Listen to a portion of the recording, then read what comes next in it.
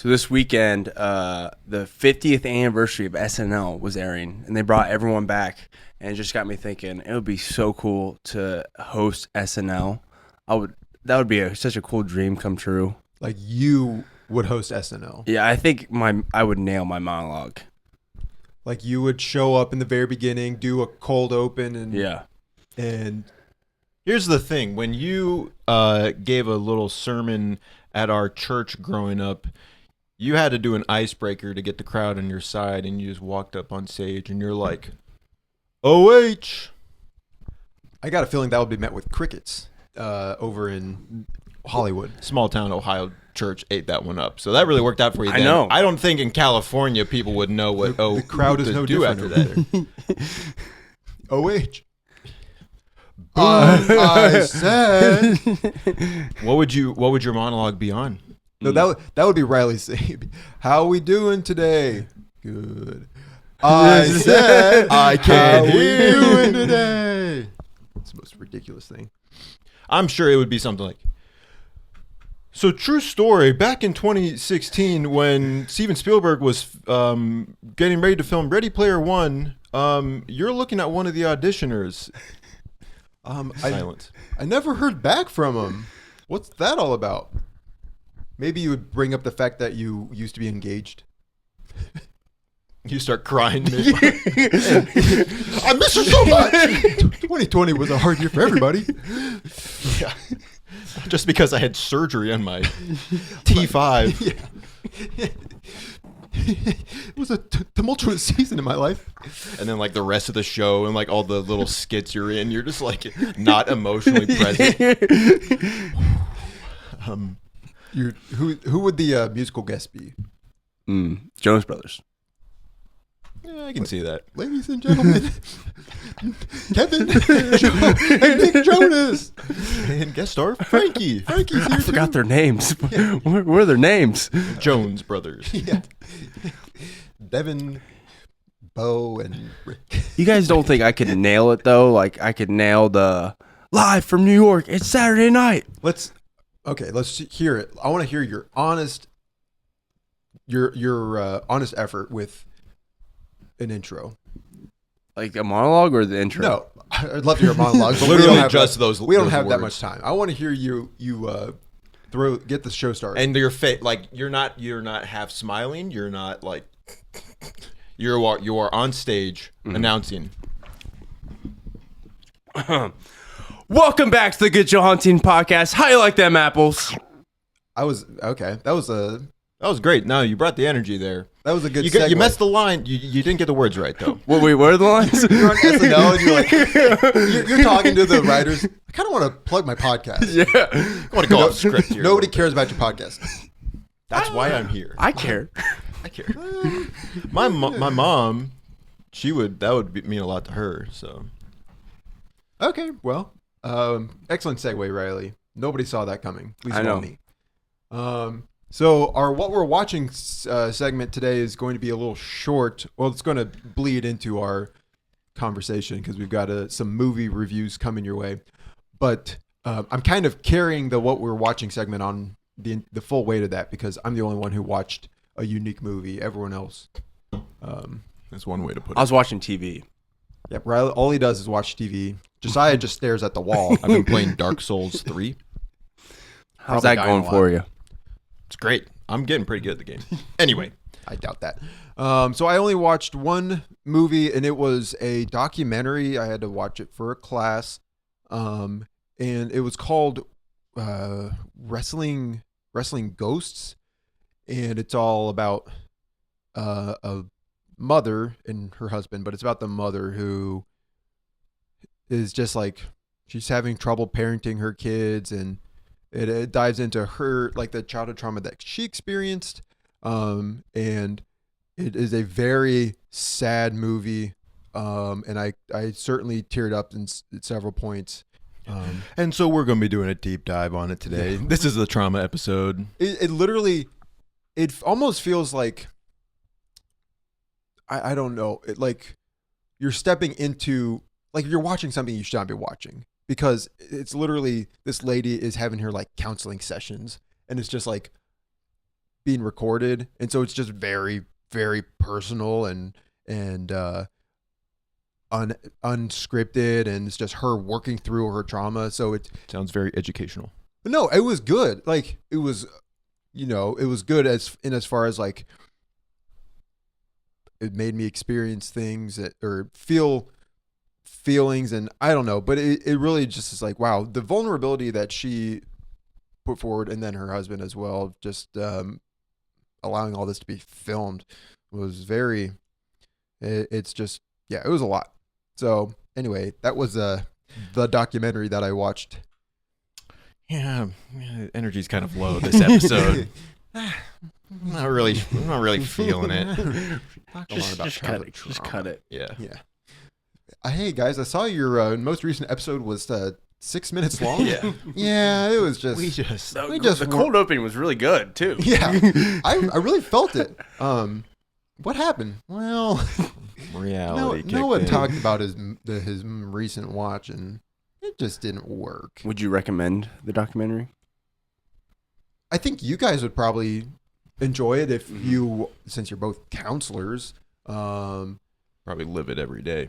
It was kind of neat because it didn't like explain a lot of the techniques, but at one point she was doing she was working with a counselor, and they were doing like tapping, EMDR,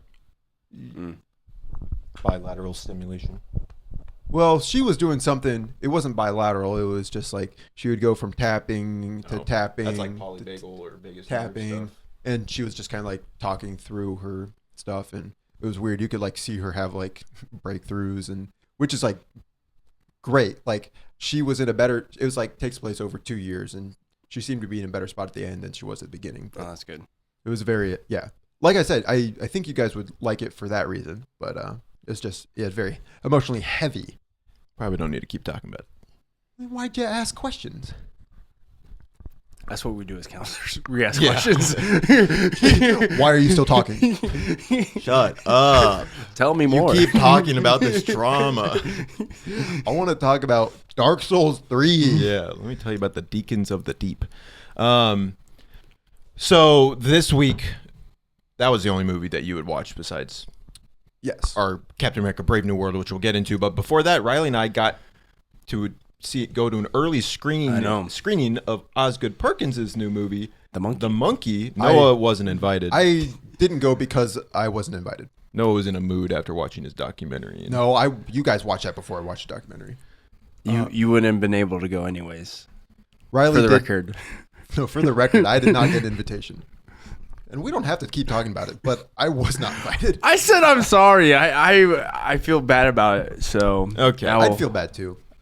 But anyway, we saw Riley and I saw The Monkey early screening. What'd you give it? What score? I gave it 3 stars out of 5. I gave it 2.5. Oh, for the documentary, I did not give it a score. Stop talking about the documentary. It would have felt wrong to give it a score to somebody's personal life. Yeah. The Monkey. Shut up. Monkey directed by Osgood Perkins, who did Long Legs. This movie is very different from Long Legs. Yes. Like 100%. Doesn't feel like Long Legs. Doesn't feel like the same director at all. Does Nicolas Cage do a good job as the monkey? He's like, that's bananas. It's like a horror comedy, so it's I think it goes for it doesn't really go for scares that much. It's more of like a Final Destination, like kills, like really creative, over the top, which is fun if you're into that sort of thing. Yeah, there's really not many jump scares in this movie. Not. Or like scares at all, for that matter, really. Can you think about Are you sure it's a horror movie? Oh, it's yes. Like horror in the sense of like, people are gonna die. So how is there's that like gonna happen? grotesque kills, over the top kills. Grotesque, yeah. Anyways, over the top kills. That's if you like those kind of things, like if you like Final Destination, I feel like you will enjoy this movie. If you don't, if you're not a particular fan of this, you might not like it. Because the story is really basic.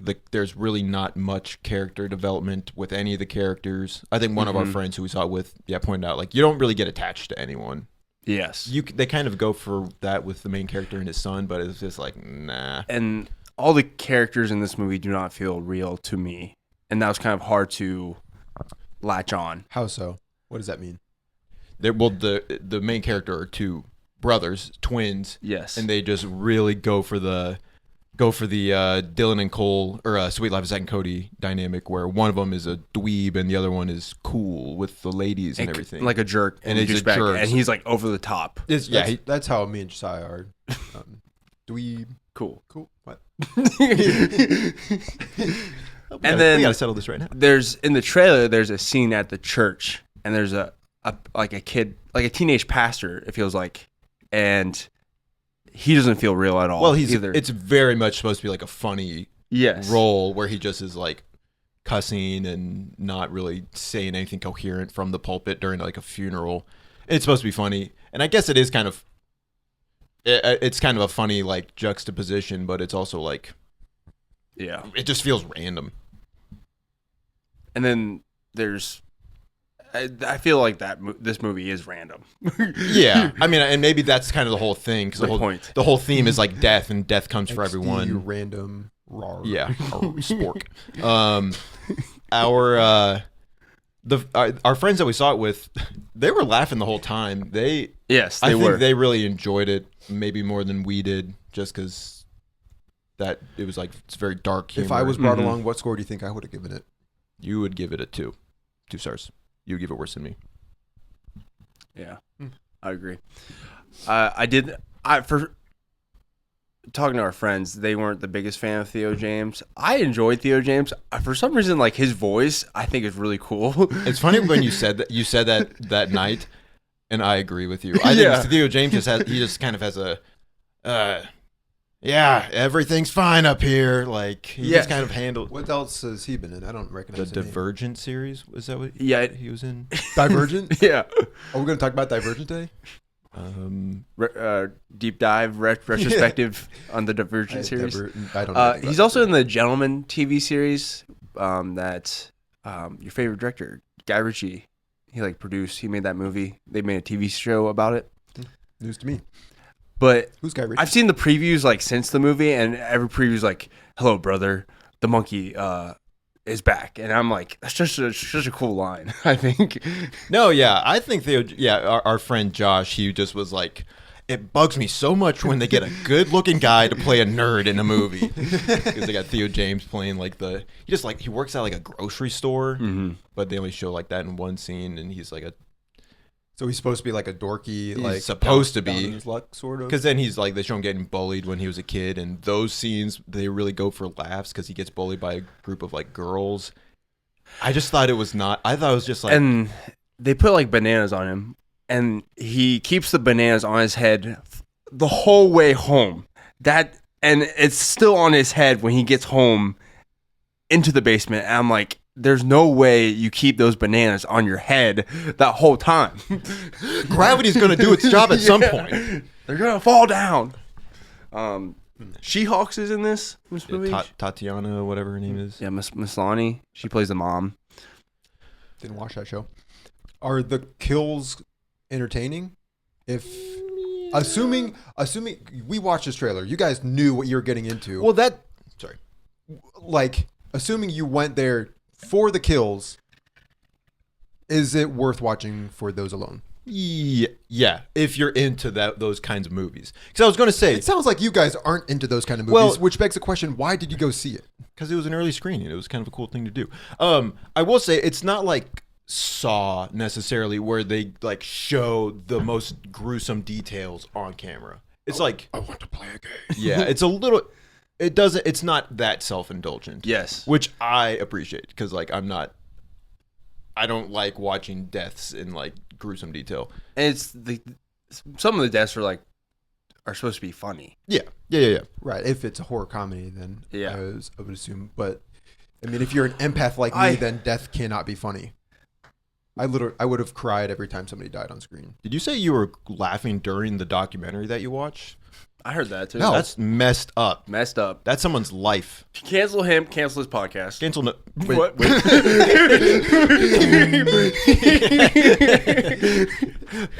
Cancel.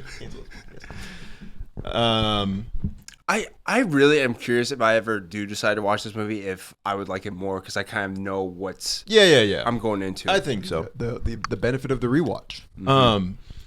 It's got a decent, like Elijah Wood is in this movie. Oh, Smaller role.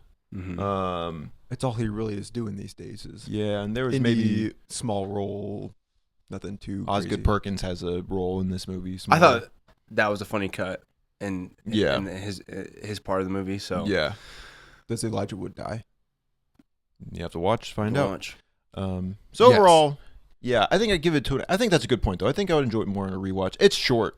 Yes. It was like 90 minutes. I couldn't believe once the movie was over. It was like before 9:00. I know, I'm like, yeah, because there was only like 2 trailers Yes, 2 trailers and then Marcus, Greg Marcus. Greg Marcus. talking about the unstoppable boy or whatever it's Yeah. called. I hope you guys enjoyed The Monkey by Osgood Perkins. I know I did. hope you brought your barf bag. I hope you These like kills some- are gnarly. Some good kills on screen. I killed somebody. Mark, what? Or Greg, what? The director gave me this toy, Yeah. the monkey. It's a little monkey. That's crazy. Anyways, So, On your way out, check out our sports bar. yeah. and the mozzarella sticks. Yeah. Riley's like, That's Mozzarella literally when we saw Yeah. Captain America. They were like, showed mozzarella sticks, and Riley was like, just, do we need to try it? I'll be right back. Yeah. Yeah. So that's The Monkey. I'm glad we saw it. Yeah, me too. Well, we'll get into this with Captain America. I would say 2025 is maybe not off to an amazing start. I looked at your, kind of giving away Captain America, but I looked at your 2025 ranking so far, and Wallace and Gromit: Vengeance Most Foul is the highest rated, and that is with 2.5 stars. Yeah, that's And telling us something. The Monkey with 2.5 stars. So Yeah, I've seen 4 movies, and I think Companion is yeah. the highest for me That's- so far. 3 or 3.5 that you gave it. 3.5. Okay. But anyway, so I was gonna go see Paddington, but I was like, nah. So, but I've heard that's gotten okay reviews. yeah, and I like People like Paddington. I do like Paddington. Paddington's awesome. But I think that we have to transition into our review. We're going to start with spoiler-free review of Captain America: Brave New World, Marvel's latest project. You're not Steve Rogers. You're right. I'm not. He doesn't say that though in the movie. Oh, I got some thoughts on what he says. Do we want to try to do like a good, bad, and ugly sort of thing, or just kind of throw out? Yeah. Well, let's start with spoiler-free. And once we get to the spoilers, we'll signal that and I'll give a time code. So I gave Captain America: Brave New World 2 stars out of 5. I gave it 2.5. So I gave it 3 stars. Initially, I gave it 3.5 stars, and then I brought it back down to 3. You're just a sheep. You follow. Bring on the Thor: Love and Thunder comments. It's better than Thor: Love and Thunder. Well, I was going to say just because Noah gave it such a high score I mean, compared I to think everyone we else. can talk about it, but do you think there's... Okay, this is not good, bad, and ugly, but do you think there's fun to be had in this movie? Yes. Not much. Fun? I think Thor: Love and F U Thunder N. is a fun movie. no, it's not. This movie, That's. okay. Well, that I maybe think- we can get into spoilers. We can Opening answer. up all kinds of cans. I think the last 2 action set pieces are fun for Okay. not Let's- like the best fun, but fun. Okay. Good, bad, and ugly. Okay, fine. Good. Good. I like Harrison Ford. I think the performances, generally speaking, I think Anthony Mackie does a good job. Me too. I think he does a good job. I don't know if he's like the best as like in a leading role. Well, I think that to me gets into like how the character is written. Okay. And I think if there's a better movie around him, it would shine okay. better. That's my thought. But I think across the board, I enjoyed watching Harrison Ford on screen. I think he does a good job as President Thaddeus Thunderbolt Ross. I thought, is Red Hulk a spoiler? It's in the trailer, so I would say no. That's true. I thought I'll get into that later. I thought Red Hulk was cool for the little bit of screen time that he had. Could have probably been cooler, but I thought, I don't know if this is a spoiler. We'll save it. My good is Anthony Mackie and Harrison Ford. I think. I think What else is your good? I think Yeah. Ooh. There's like I can think of two shots in this movie that one, I thought even like the opening, and this is how they cut the trailer, like the opening title sequence just felt like it was cut differently than a traditional Marvel movie. Yeah. It felt more like a spy, the intro was good where like Ross's like presidency, and accepts the presidency. I thought that was like, I thought it started out very cool. I agree. But I was going to say there's the shot where Anthony Mackie visits his guy who, I guess this Isaiah Bradley. Well, I wasn't. It's hard to know what's a spoiler. He's in the trailer, so I think if it's in the trailer, that's not spoilers. Okay, I don't remember everything that's in the trailer. He visits Isaiah Bradley in prison, and then he's like, "You want to help me? Don't come back," or something. I thought that was sweet because it was really a close up, and it was almost like an upward angle. So it's like you got really close, and then it flipped back to what's his character's name? Sam Wilson. Flip back to him, and I was like, "Ooh, that's pretty sweet." Like I love just like that feels like a serious felt like there were stakes in that moment. I love that part. And I don't think you guys would agree with this, but I felt like, generally speaking, the movie did a good job of having the same feel as The Winter Soldier, where it is like, espionage, like treason, what's going on in the government. I thought at least several elements of it worked it felt good. I mean, I think I can tell that's what the movie was going for, and I can appreciate that's what they were trying to do, but I personally don't think much of it landed in any way that Winter Soldier landed. I mean, the opening of Captain America Winter Soldier, and then when you first see Sam Wilson, it feels like the same scene, just in a different location. Yeah, they're trying to recreate it. Yeah. Any other good? I think the last two action set pieces I liked, I enjoyed. I just wish the other action was better. Yeah, I have. That leads into it. Never thought. Okay, bad. What is bad about the movie? Nothing. Then why'd you give it 3.5? I think the writing is not good. Well, and I think just like I said, it feels like Winter Soldier, but like not in the best way. But I think the dialogue is not good. Yes, there's a particular I would say cameo. There's always cameos in this movie, and the cameo says like the same thing to Sam Wilson. I'm so confused by that dialogue, which we can talk about in spoilers. But yeah, I agree with you. The dialogue is pretty bad. There was one shot at the end that looked really bad. Yeah. It was you could looked tell ugly. They were green screen. Yeah. We'll bring it up again in the ugly section of the review. Yeah, the green screen. It was a little too obvious. It was like the emotional climax of the movie. Like talk about taking you out of the moment.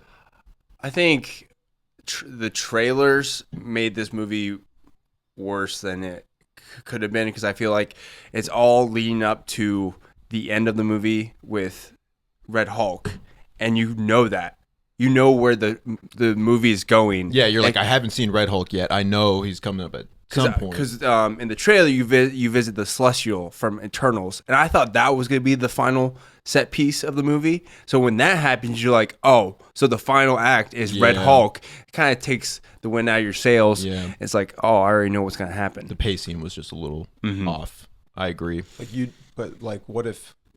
What if Japan and the U.S. went to war? Like that would have been. I thought it was interesting how they picked Japan. They were like because they couldn't pick China. Yeah, they couldn't pick China. They had to pick a neutral or an ally country or whatever. Couldn't pick China or Russia. Yeah, I think the dialogue and the pacing were bad. So ugly, the CGI in certain shots. You think like? I thought that one scene in particular at the end looked bad. Like it took me out of the moment. But like what other times? Yeah, I don't know. I think that one shot. I mean, just the fact that we all know the shot that we're talking about is like that one. And I feel like if you have a $200 million, $300 million movie that is in the MCU, one of the highest profitable franchises, you shouldn't have these mistakes. Delay the movie, make the movie better. You should take care of your product. I just don't think Marvel's like, we're just gonna crank out all these movies. Well, they know it's gonna make money regardless. And If it looks mostly good, then it doesn't matter. Is kind of my thought. And I hope James Gunn's DCU isn't like that. I hope they take their time, they care about their shots. The Flash was one of the ugliest movies ever, wasn't it? Yes.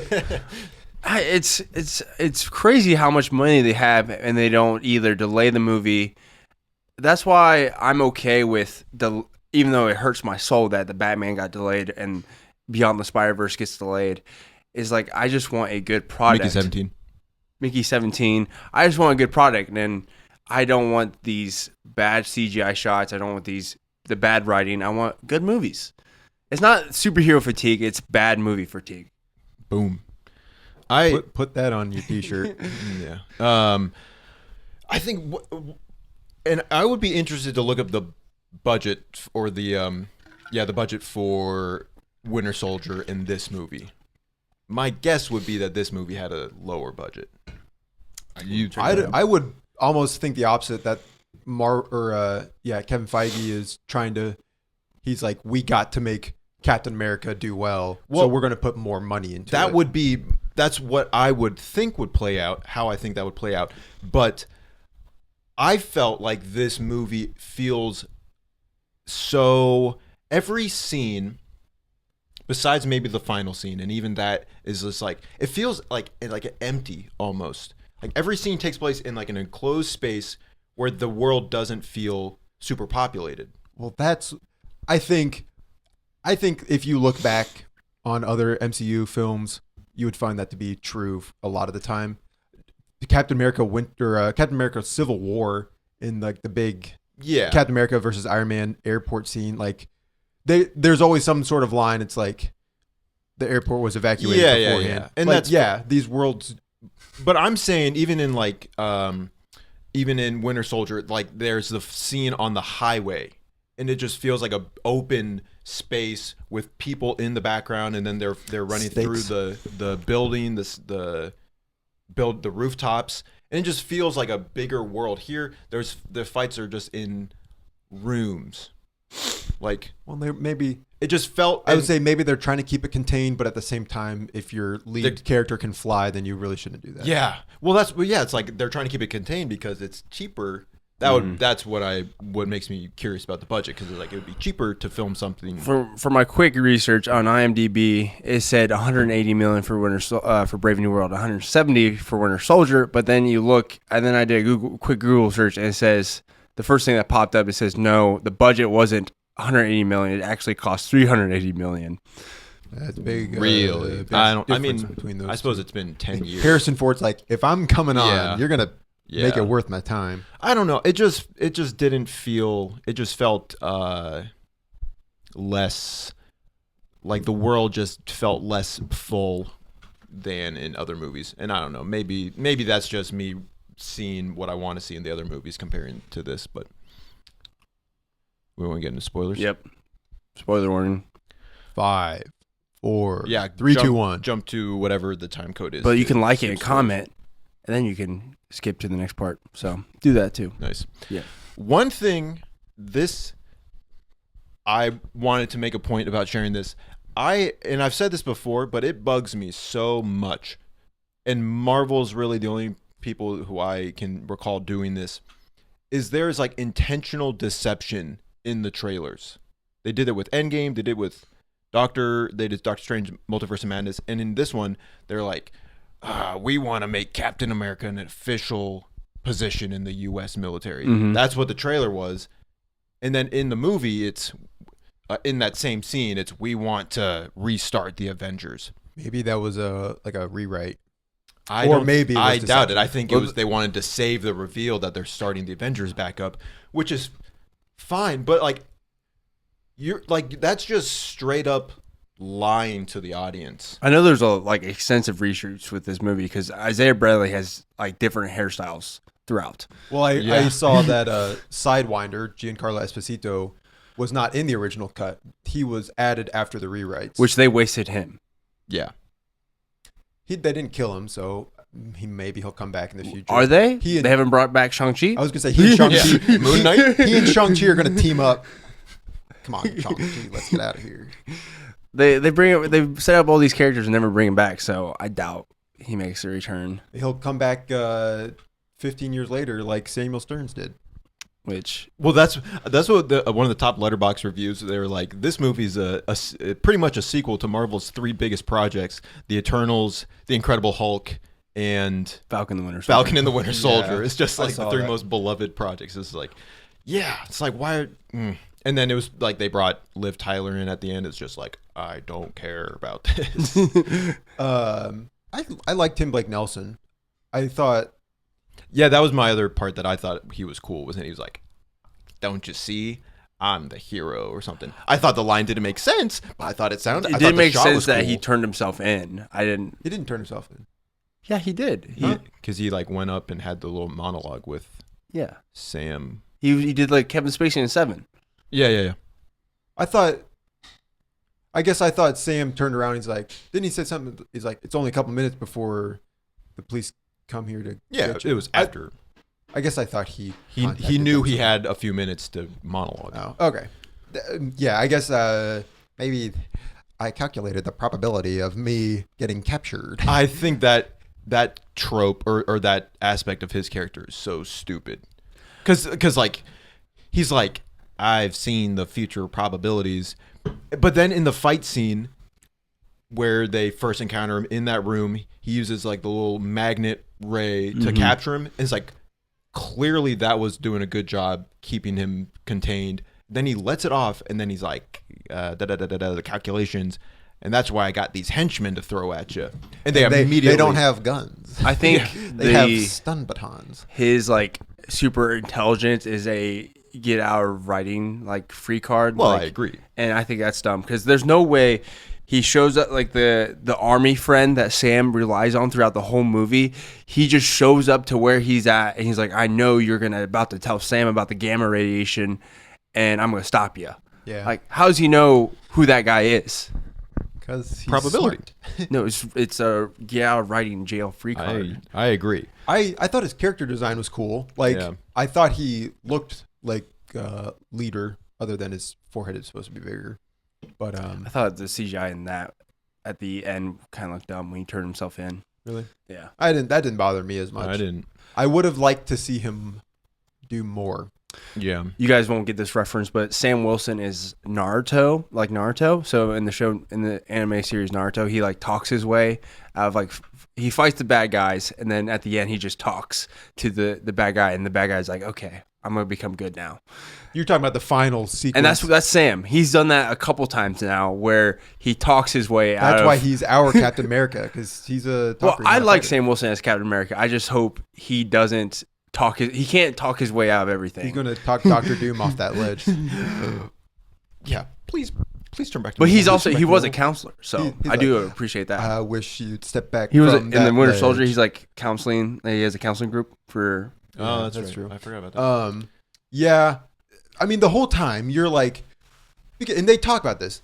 Sam Wilson is not. He does not have the super soldier serum. He is just should. a guy. You're not Steve Rogers. And so when the inevitable fight against Red Hulk comes at the end, we're thinking, how is he going to beat him?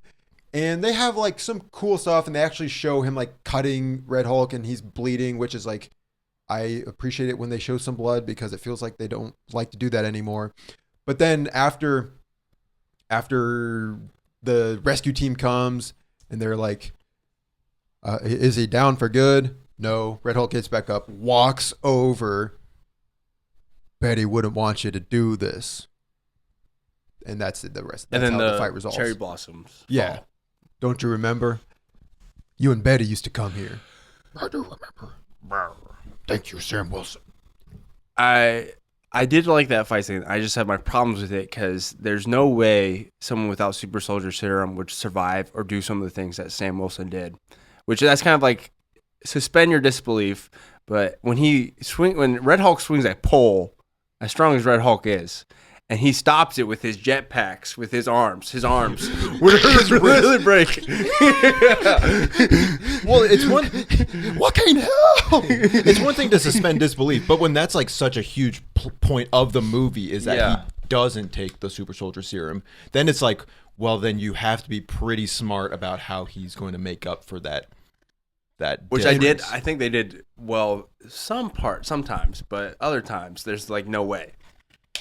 I just ultimately don't, and that's the whole thing. People are like, this is a comic accurate version of Captain America.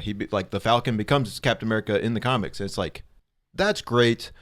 Captain America with a Falcon suit is not as interesting as Captain America without a Falcon suit. Captain America with the Falcon suit just kind of feels like Falcon. And then the new Falcon just feels like Falcon. Yeah. Both of them fly around. He cut the wing off the one fighter jet with his own wing, which was kind of cool. But otherwise, like, it feels like the action is kind of lacking. It doesn't feel as super as Captain America has felt in the past. That's why I think, because I like Sam. I like Sam as a character. He needs the serum, and that might go against everything they did in Falcon the Winter Soldier and then this movie. Everything they're building up is saying you don't need it. But I think he does. Yeah. There was, talking about the action scene a couple minutes ago. There was the one shot of when Isaiah Bradley gets brainwashed and he attacks and he's trying to leave the White House and he's running and he turns around, he takes a table and he flips it with one hand. I thought that was kind of cool. Yeah, I think that I like Isaiah Bradley as a character. I think he's really interesting, and obviously they do explore his character in Falcon and the Winter Soldier. They really had to reintroduce him for those who haven't seen. Falcon and the Winter Soldier. And I don't know. I feel like they did it a couple times, but they're like, he's Isaiah Bradley. He's the original Captain America. He was in prison for 30 years. He was tortured by the U.S. Mm-hmm. Yeah, it's like I think he's a cool character. I didn't really care for the Black Widow 2.0 character. No, I didn't like. Well, I guess a lot of her scenes got cut because she is like the conflict with Palestine and she's Israeli. Or something. So I know she got cut because I feel like she had a decent amount of screen time. Well, you see her in her suit and you just like a very glimpse of her in her suit, but you don't see anything else from her. Interesting, like her widow suit. I think so. Yeah, I don't remember that. I do kind of at one point think she had some sort of super suit on. I think they shouldn't. I really marvel with the trailers like Deception. They also do the trailers to get butts in seats. I think that should not be the philosophy, is to like care for the movie. Don't show the Red Hulk in the trailers. I mean, I hear you and I agree with you. I think we're past that at this point. Yeah. Marvel is too big to fail. And that's a philosophy. So yeah, I think they probably feel like they can do whatever they want. If they put out a movie with Captain America in the title, then people are going to come see it. But they don't do that because they would put Red Hulk in the trailer. If they can do anything what they want, they won't put Red Hulk in that trailer. But sorry, repeat that line. No, I'm just. I guess I hear you. Okay, they can't do whatever they want. Marvel should. Sorry, cut you off. Marvel should have their merit is like they make good superhero movies. That should be their merit. That's how they get butts in seats. But they just go for, okay, Red Hulk's in this movie. You're going to enjoy this. It's slop. And we eat it up. Sometimes good slop, sometimes bad slop. I love slop. Slop. Any other thoughts? Betty coming in at the end. Supposed to be the most important cameo of all time. How did Liv Tyler got like top billed for this? Didn't she? Or at the very end, she got a credit.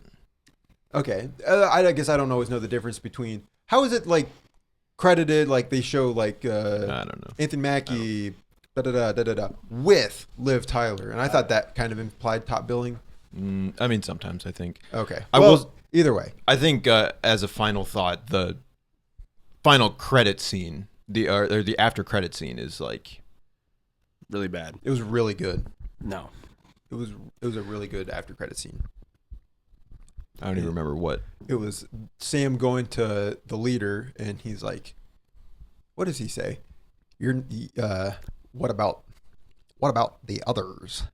They're coming. The others are coming." Yeah. So we're left to assume that that's some sort of implication towards Doctor Doom, or like you've talked about, because they are bringing back Chris Evans, maybe like dark alternate version of Captain America being the other, or like Who knows?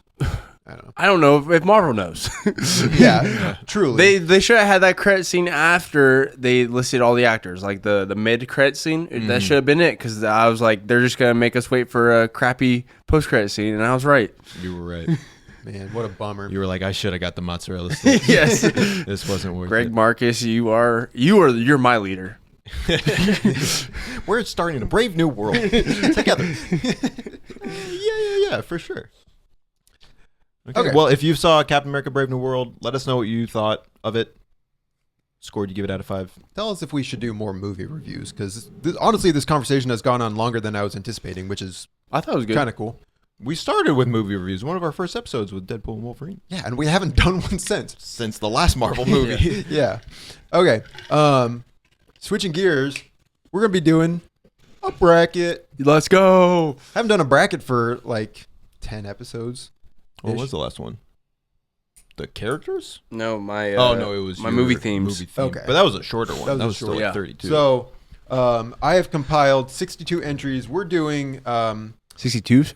64 entries. Thank you. Smart guy. Of these are just movie duos that I've come up with. This is not some pre-made list. All right. Me, and with the help of my wife, and you're probably going to be able to tell which entries she Because helped you and with. her are a duo. Yeah, so it's kind of like personal. So don't make fun of this bracket.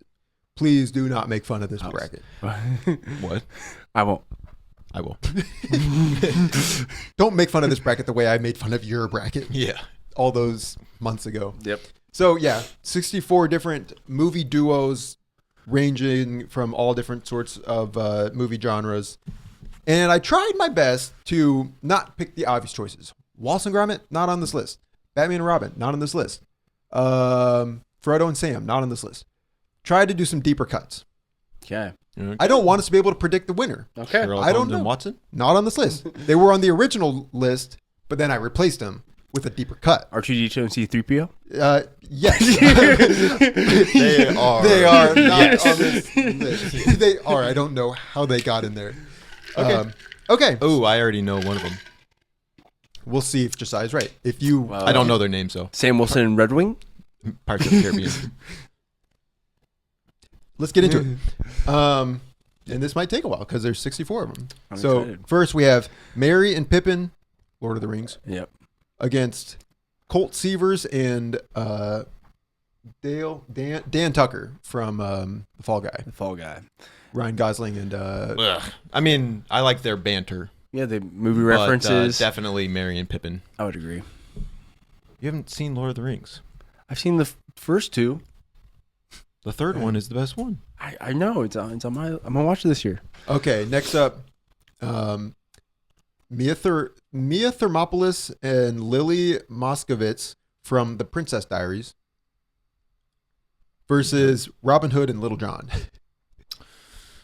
I feel like we got to appease our female listeners. Kenzie was really good about getting some. The Princess Diaries. That's female with entries. Anne Hathaway, right? Anne Hathaway and and then her it's like friend. friend? And I don't really like Robin Hood that much, so I'm gonna go with. I would go with the Princess Diaries, I guess. they do the. Is that the one where they do the thing? Oh, yeah, It's like- yeah.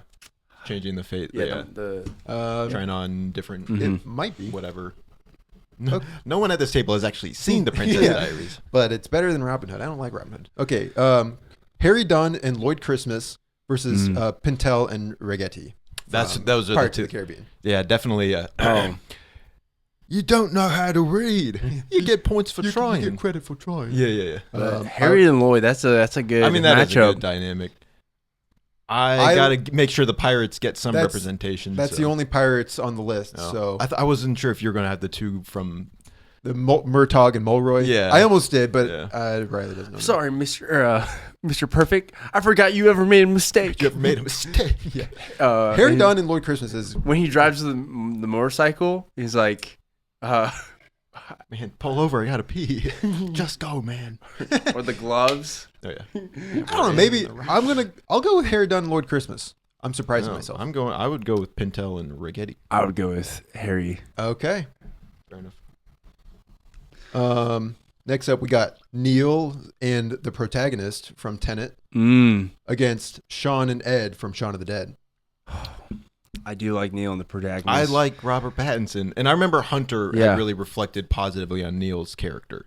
I'm going with Shaun of the Dead. I'm going with Neil and the protagonist. I just love the ending, and then if you rewatch the movie, it's like this is the start for me. Yeah, that this is the seems start really of good. a beautiful friendship. Yeah, I got to go with Neil and the Yeah. protagonist. Wow. Okay.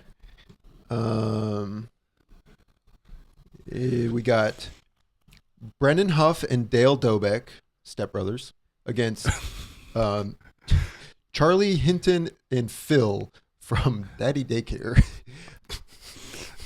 That was I've never seen Daddy Daycare, I've- so I have to go with Step Brothers. Daddy that was. I told her that one might get out right away. Daddy daycare. Did you touch my drum set? Yeah. Why are you sweating? I was watching Cops. We got Shrek and Donkey versus Marlin and Dory. Shrek and Donkey. Shrek and Donkey. Shrek and Donkey. Shrek and Shrek and Donkey. Dorky. Shrek and Donkey. Aladdin and Genie versus Woody and Buzz. Ooh. I say I have to go Woody and Buzz. I would say Woody and Buzz. I think so too. They have Yeah. a better dynamic. You are a toy. Okay, we got Nesbit. Lemon and Tangerine. Ooh, I'm Lemon, he's Tangerine. that's good. Versus Thelma and Ben. Thelma and Ben. From Thelma, Ben is her Guy in the the, guy chair. Oh. the guy who joins her on her journey across town on the motorized. He has the motorized wheelchair. I have But to go eventually with- he's the guy in the chair. Like when she's sneaking through Oh, the yeah, lamp when she- store. yeah. It's like, look I haven't out for seen that fallen lamp. I haven't seen Thelma, so I have to go with Tangerine and Lemon. Yeah, Tangerine probably. Lemon is a pretty Tangerine and Lemon have more banter. franchise value as well. You can do more with them. Okay, go Lemon and Tangerine.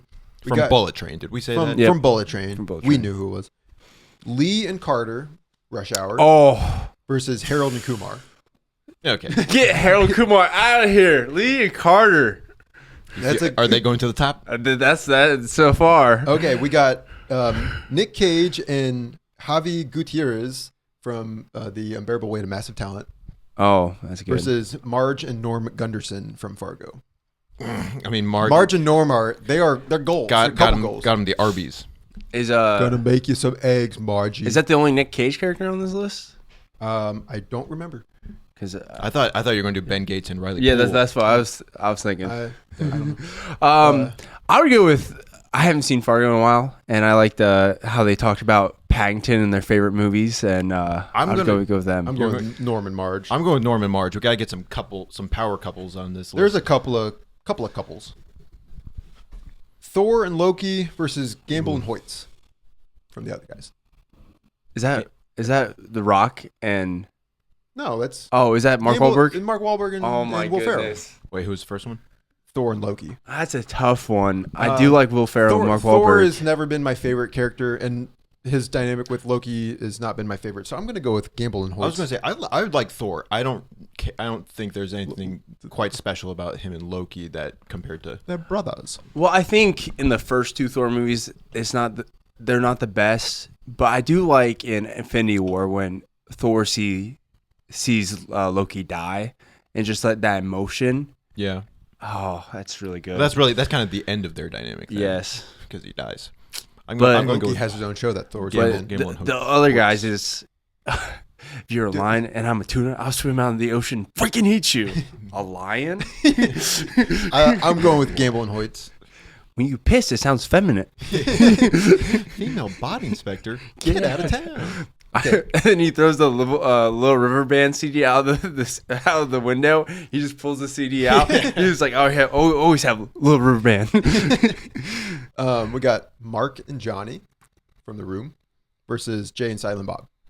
Mark and Johnny for sure. Yeah, Jay and Silent Bob, especially Jay, is the worst character. Get him out. Get him off my list. Sonic and Tails versus Paul Atreides and Chani. Who's Zendaya, that's a couple. But he betrays her. I was going to say he's kind of does his own thing. Yeah, he betrays her. Tails doesn't betray. Well, Sonic. he marries.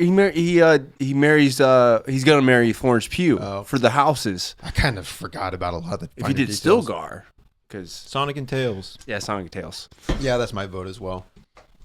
Harry and Marv from Home Alone versus Peter Parker and Ned from the MCU. From the MCU, yes. Honestly, Harry and Marv are as the wet/sticky bandits. They're a good time. Peter Parker is one of my favorite characters of all time, but I think Ned kind of overstays his welcome sometimes. So I'm going Harry and Marv. Oh, I was gonna say I really appreciate the more like high school Peter Parker dynamic that really comes out when he's with Ned, at least in Homecoming.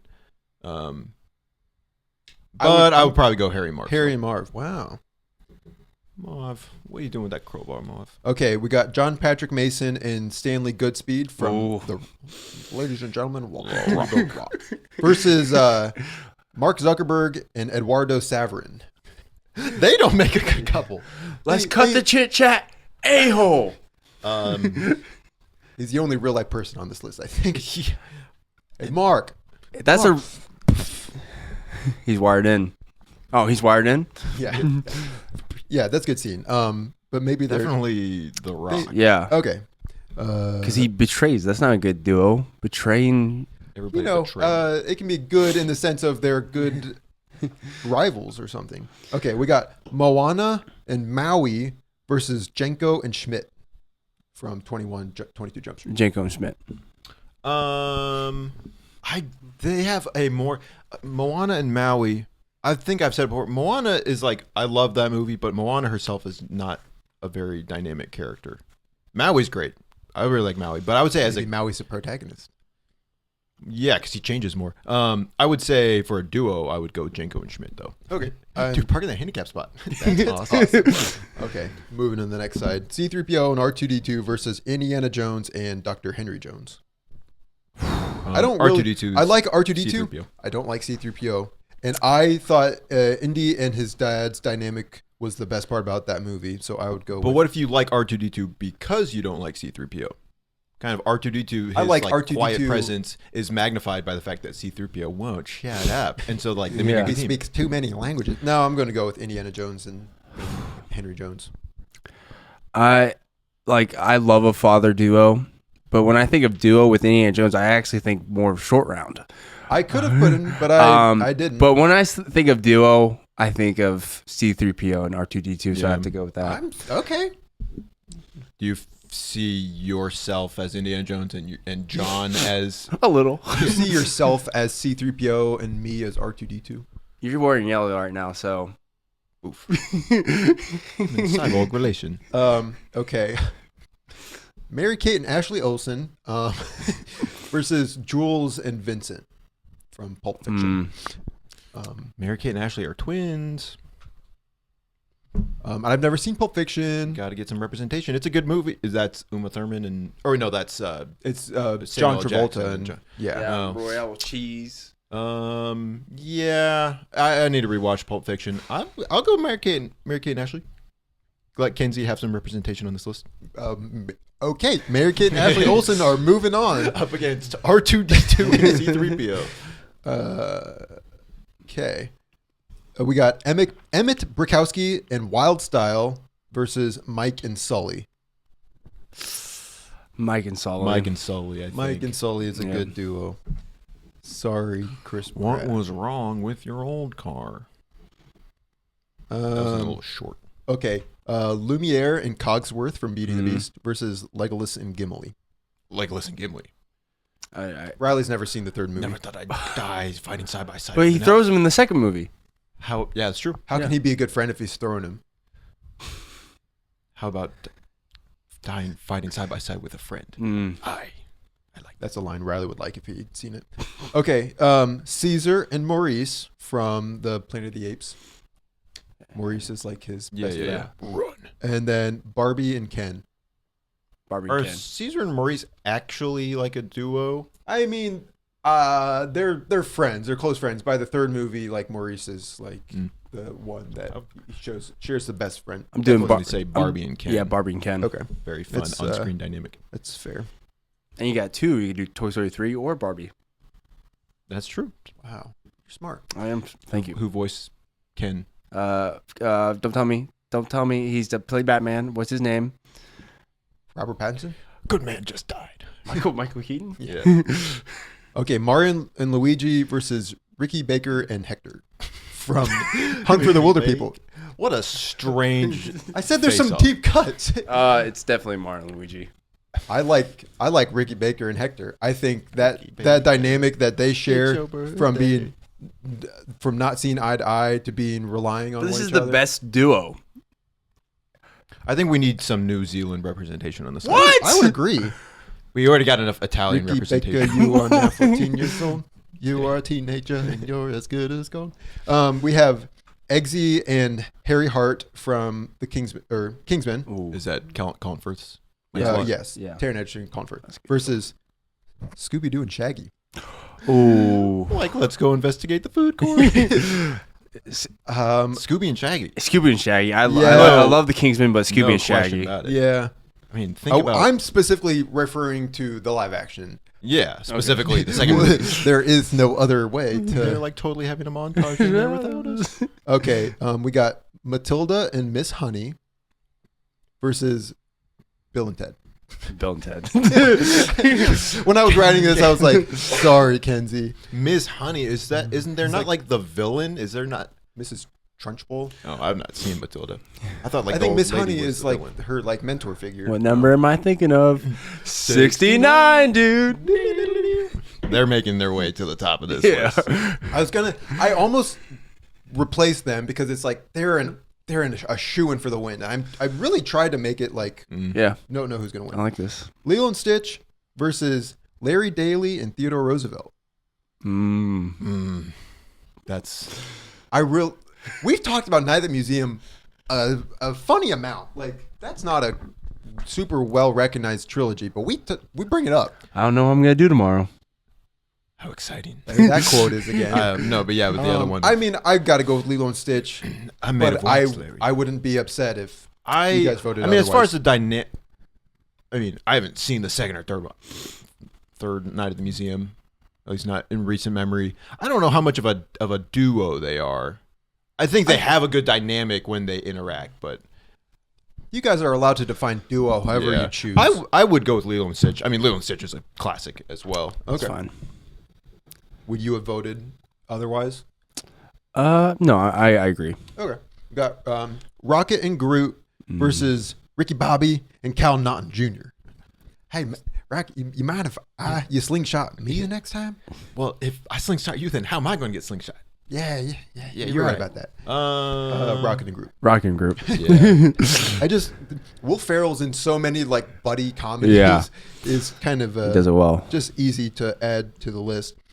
Ethan Hunt and Luther Stickle versus Mr. Fox and Kylie. Kylie's the opossum that kind of helps him do the heist jobs. In the Fantastic Mr. Fox? Yeah. It's definitely Yeah. it's definitely Ethan and How's it Luther. going down there? Don't do it. We got Christopher Robin and Winnie the Pooh versus Lucy and Mr. Tumnus. Is that like specifically from the Christopher Robin movie? Yeah, because we've also talked about that a fair amount on this podcast. Yeah. Is Lucy and Mr. Thomas Chronicles of Narnia? Yeah, from The Lion, the Witch, and the I would Wardrobe. say Winnie the Pooh. If you did Winnie the Pooh and Piglet in that movie, they had a really nice conversation. Piglet's not front and center, though. No. Yeah. I will say Winnie the Pooh was the best part of that movie. He had a few good lines. I think his dynamic with Christopher Robin Yeah, is really good. that's true. I'll I give you would that one. probably vote for that over Lucy and Mr. Tumnus. Yeah, I if anything, concur. Mr. Tumnus is luring Lucy to her demise. He's actually more of a villain figure. Goose and Maverick Ooh. versus Tim, Lake, and Dad from About Time. I'm gonna start crying. I feel like everybody would say Goose and Maverick, but His dad is like such a good dad in that movie. Are you? Cut the show. I'm done. Can't think about it. I think we all. They play ping pong and then they go for the last walk. They go for a walk on the beach. Yeah, yeah. Okay, Tim and Dad. I mean, I suppose I would use it to help me get a girlfriend. Massive. Okay, we got Chris Washington and Rod Williams from Get Out. That's T.S. Daniel Kaluuya and Laurel Howery versus Ian and Barley Lightfoot from Onward. Oh, and they're brothers. They're brothers. You have to look at their but one relationship. of them is voiced by Tom Holland. Is kind of annoying. I think I like the Get Out. Get duo. Out. How he saves him at the end. Which there was an alternate cut of that movie. I remember seeing Alternate that. ending where it was a policeman. I'm so glad that they didn't go with that cut. Yeah, me too. That would have just sucked all the hope. I'm gonna go with the Get Out. Okay. Okay, we got Tony Stark and Rhodey versus Ben Gates and Riley Poole. Okay. They are on the list. Yeah. I knew your response there. You were just like, I thought. Well, initially I couldn't remember, and then you guys were like, "If Ben Gates and Riley Poole," and it's like, "Oh yeah, they are." But Tony Stark and Rhodey. I mean, that's tough. I think Tony has a lot of duos though too. Like you Yeah. could do Happy, Jarvis, Cap, Spider-Man. Yeah. I mean, I like Iron Man on his own, maybe more than as a duo. And the Declaration of Independence is getting stolen. Ain't getting steal itself. And Riley's a pretty cool name, so. Yeah. Yeah, I mean, no, not really, but okay. So Ben and Riley, and then the final entry in round one: Poe Dameron and Finn versus President Thaddeus Thunderbolt Ross and Betty. I mean, they have a really tender relationship. The cherry blossoms. The way she visited him on the raft. Sam Wilson would have won without it, without Betty. Yeah, so, true. Poe and Finn. Poe and Finn. That's one heck of a pilot. Moving back up to the top here, we got Marion Pippin versus Mia Thermopolis and Lily Musk. Marion Pippin. Fool of a took. Harry Dunn and Lloyd Christmas versus Neil and the Protagonist. I did not feel much kinship towards Neil and the Protagonist as much as you guys. I would go for Harry and Lloyd. Neil and the Protagonist. As far as like a dynamic, though, I think Lloyd and Harry. But if you rewatch the movie, Yeah. I don't want to rewatch. It's a very special I will moment. eventually. But even their first interaction, he's like, "Will you drink it?" He's like, "Diet Coke and sparkling waters," or something like that. He knows his drink order. That's just watered down. That's a really it's something like that, or like he knows his drink order already, and then it's like It's kind of creepy. But in Dumb and Dumber, he's like, "You want to hear the most annoying sound in the world?" Yeah. I'm going Harry and Lloyd. fine. Brendan Huff and Dale Dobeck versus Shrek and Donkey. Shrek and Donkey. They have a more of a transform. Wait, who's the other one? From Step Brothers. Oh yeah, Shrek and Donkey. Watching Cops. Woody and Buzz versus Lemon and Tangerine. Woody and Buzz. Woody and Buzz is just a little more timeless. Lee and Carter versus Lee and Carter. Marge and Norm Gunderson. Okay, but does Lee get Carter Arby's roast beef? Lee and Carter. And we know how good roast. Come on, guys. Lee and Carter. Marge and I love Marge and Norm Gunderson as a couple. Like, I love Lee and Carter as a couple. okay, Definitely Lee and Carter. oh yeah. Thank you. I'm cool with that. Gamble and Hoyts versus Mark and Johnny. Mark and Johnny. Very nostalgic couple. They have to be. Anyway, how's your sex life? What's a story, Mark? Sonic and Tails versus Marv and Harry. I have not seen the Sonic movies. I'm well versed in the Sonic games, or at least I was growing up. I would go with Harry and Marv. They're good friends, but Marv. I think Harry and Marv are just like one of the best comedic villain duos. Yeah. I agree. You love to hate them, Marvin or you love to love them. Okay. John Patrick Mason and Stanley Goodspeed versus Jenko and Schmidt. Jenko and Schmidt, they learn to love each other. They learn to work well together. But they don't infiltrate Alcatraz together. It's got They infiltrate high school. It's got college. crystalline structure, and if you don't think that's cool, you're a butt muncher. And then is Schmidt? No, Janko is chained hand, right? Yeah. Yeah. He found out Schmidt sleeps with the captain's daughter. That was really funny too. I think I go Jenko and Schmidt. I vote Stanley Goodspeed and John Patrick Mason. To give Nicolas Cage some love, even though him and Riley Poole are going to the top as well. I'm going to go with John Patrick Mason. John David Thoreau. C-3PO and R2-D2 versus Mary-Kate and Ashley Olsen. R2-D2 and C-3PO. Yeah. I was trying to think of. I was going to be like, but what about Mary Kate and Ashley in? But I don't know what they're in. They're just other than people. their own movies. Mike and Sully versus Legolas and Gimli. I think as a duo, I go Mike and Sully. Yeah, we already got Merry and Pippin. I'll go with Mike and Sully. Sure. Okay. Barbie and Ken versus Ricky Baker and Hector. Barbie and Ken. Barbie and Ken. Yeah, I hate like to do it. I need to rewatch Hunt for the Wilder People. Yeah, it's good. Can't get it on Blu-ray though. You can't even find it. Every time I go somewhere that has DVDs, even I look for that and What We Do in the Shadows. I've never seen them. Scooby-Doo and Shaggy versus Bill and Ted. That's That's a really like the championship. good matchup. Oh man. I go Scooby and Shaggy. Bill and I'm Ted. scared because I think I might have to go. Yeah, it's Scooby and Shaggy. I'm sorry, Bill and Ted. Yeah, That's one of the better matchups we'll see probably. Bill and Ted. Their first movie is so great. The second and third movie are good, but not as good. For Scooby and Shaggy are good in pretty much every iteration. Yeah. Okay, Scooby and Shaggy. Moving on. We got Lilo and Stitch versus Rocket and Groot. Rocket and Groot. Lilo and Stitch. Lilo and Stitch. I'm lost. I am Groot. Ethan Hunt, Ethan and Luther versus Christopher Robin and Winnie the Pooh.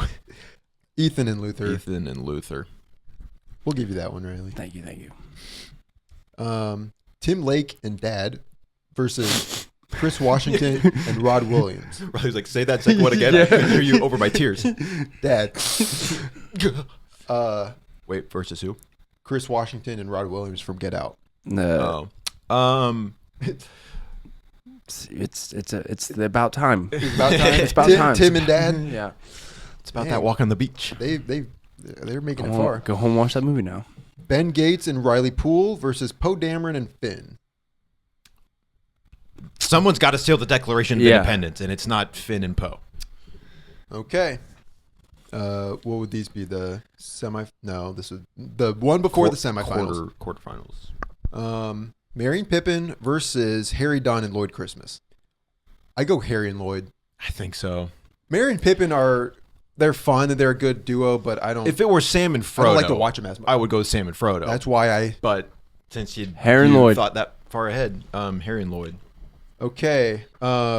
Shrek and Donkey versus Woody and Buzz Lightyear. Ooh, that's a tough one. I think I don't know why. I would expect myself to say Woody and Buzz, but I'm leaning Shrek and Donkey. I feel like Woody and Buzz are more equals. Shrek and Donkey is more of a There's a power dynamic there. Dynamic. I would go Woody and Buzz. Ooh. Sorry, Riley. You gotta. I was just still thinking about about that.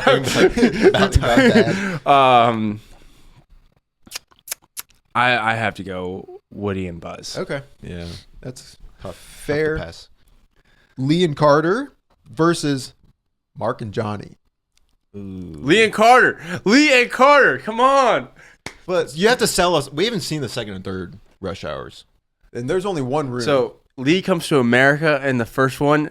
Carter goes to Lee's China, Japan. I think it's China. That's racist. China in the second one, and he learns about Lee's culture, and they grow. And then in the third one, they grow together. And there's a really funny blooper in the third one where they have a moment of like conflict with each other, and they're like, after everything we've been through, Rush Hour 1, Rush Hour 2. But in the room, Mark and Johnny go on a little jog together, and they toss the football. They toss the football. They get coffee and a bagel, and you get everybody's orders. He gets the hot chocolate, but then he never actually gets the hot chocolate. Yeah. Mark and Johnny. Doesn't Johnny steal Mark's girl?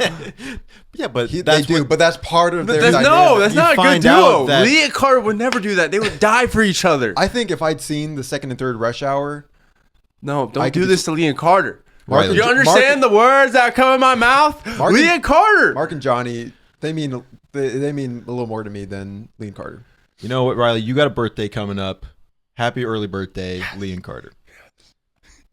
I like that. I like them. Riley has a birthday coming up in 10 months. Exactly. Yeah. Thank And you. then you got another one after that. Tell us what you want. Boy, I just got you. Okay, so Here's Lee my and, gift to you. Lee and Carter. Thank you. Okay. Harry and Marv versus John Patrick Mason and Stanley Goodspeed. I go Harry and Marv. Harry and Marv. I'm good with that. Marv. Don't do this to Marv. Harry, stay still. C-3PO and R2-D2 versus Mike and Sully.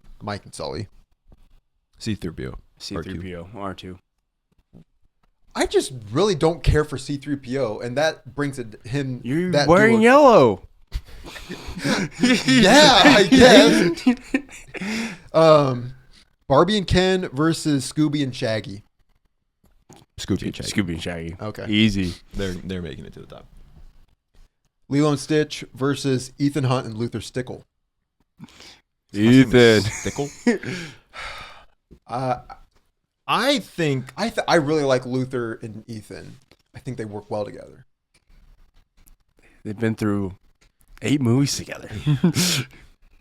I would go Lilo and Stitch. But Lilo and Stitch, that's found family right there.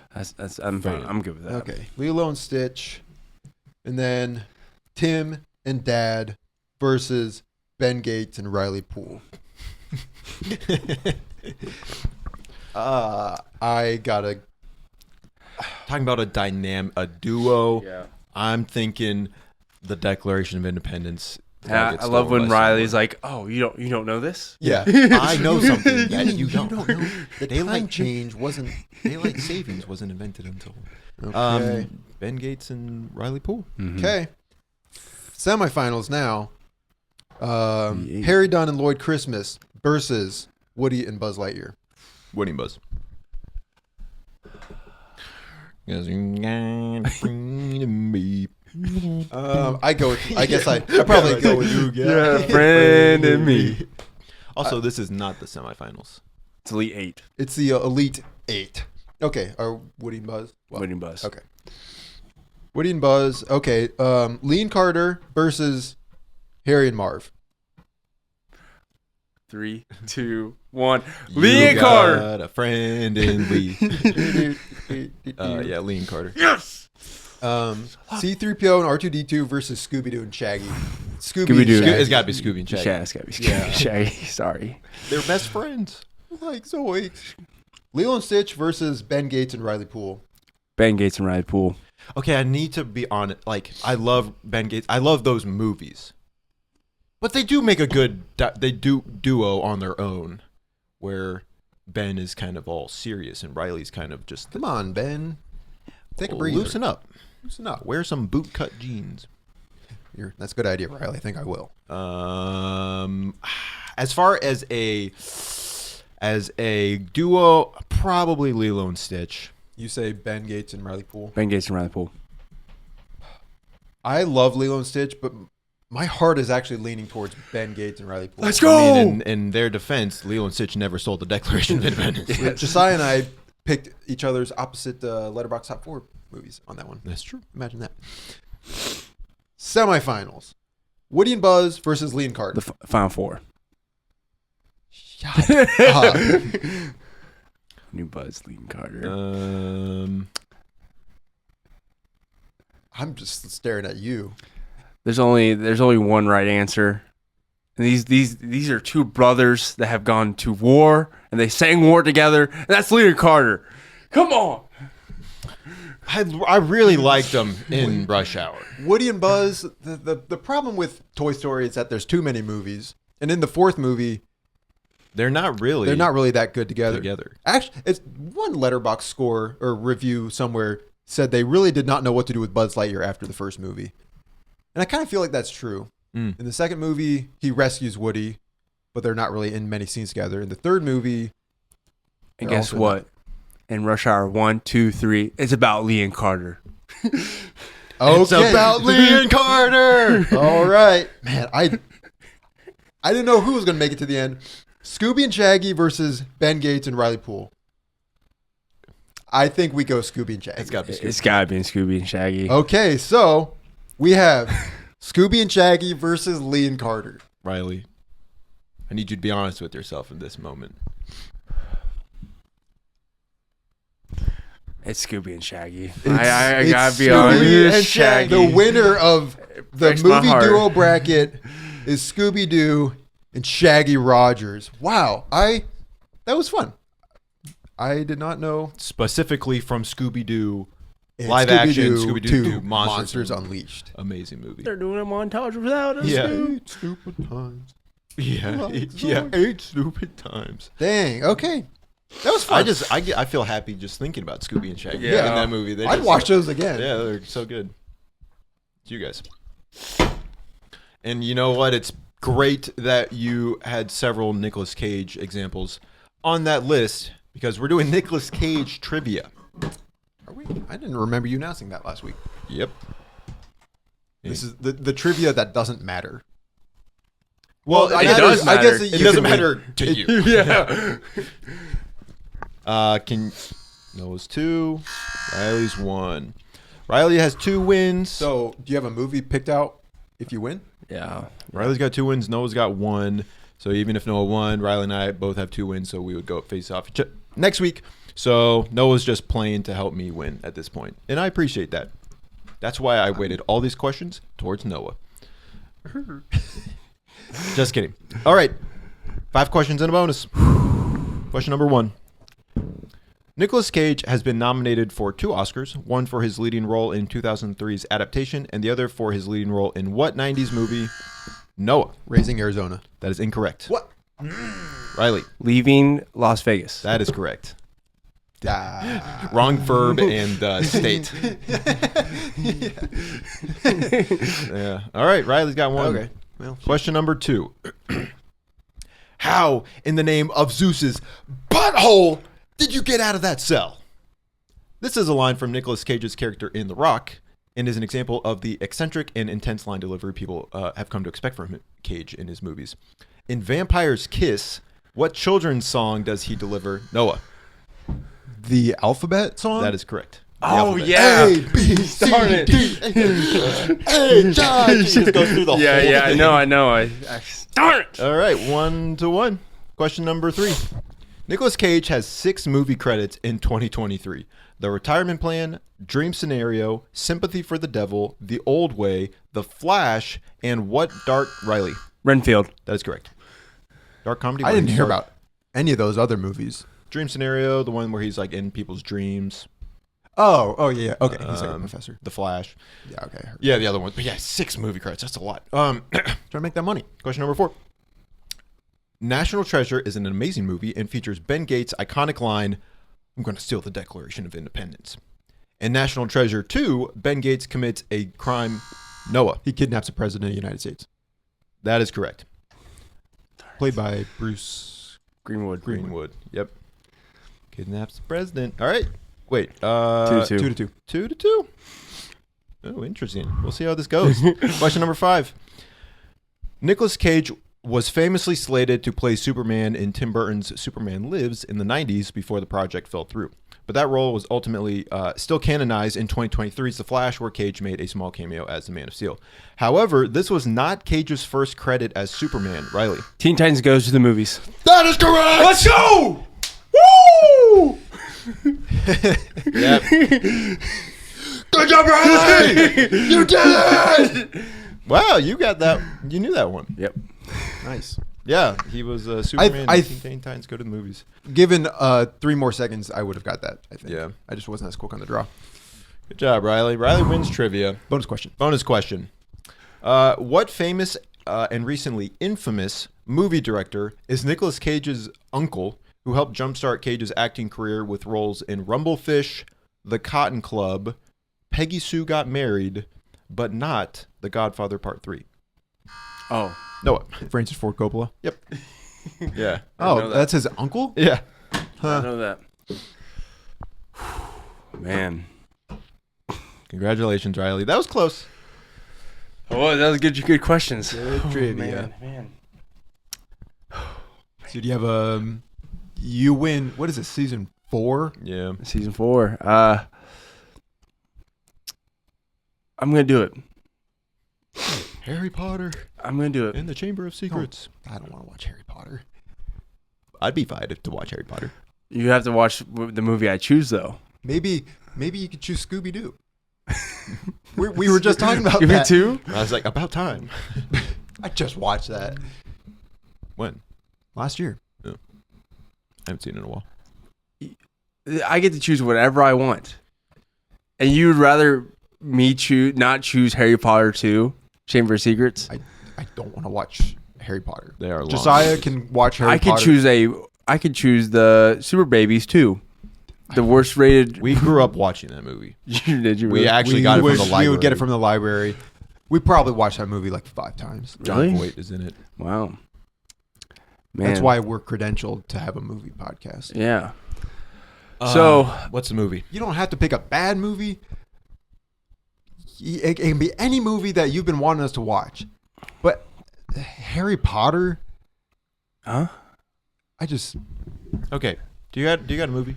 Well, now I'm down myself, and this podcast can go longer. So, though we got to make it to an hour 30. There's this. Ball. Okay, I was gonna choose a bad movie, but I've been wanting to do this for this future movie coming out. So you guys have to watch Christopher Reeves Superman. I'll take that. I love that pick. That's way better than Harry Potter. I was almost made you guys watch The Last Airbender, which I maybe should have had my backbone, but I wouldn't have minded watching that but either. we're gonna do Superman. That's great. Great pick. Good pick. Wait, nice waste of your movie pick. It was a good pick. Good at being bad. Yeah. So, Because prepare you for just watched that last year. Yeah, At the end of last year. because So I want to get ready for the new Superman movie. Yeah, how long is it? It's not very long, right? Probably. It's an old movie. I forget. Either it's not long or because it's an old movie, or it's really long because it's an old movie. So, Yeah. there's no in between. okay. Well, Superman. Our review will come next week. Shoot. Anyways, okay. Just think of another you- movie. No. Because I thought if we did the retrospective of Superman, that review would. I thought we were gonna watch every movie and then talk about it at the end, so I just forgot about that. So Well, we haven't talked about that since. yeah. Anyways. Anyways. Thank you. Anyways. Thank you. Anyways. Thanks. And thanks. Let us know what you thought. Let us know who should have won the dynamic duo bracket. I think we're all pretty content with that decision. I think so. Yep. Riley's still crying over about time, Yeah. Dad. And let us know how your day is going. Hope it's good. Not good. Thank you. Thanks for watching.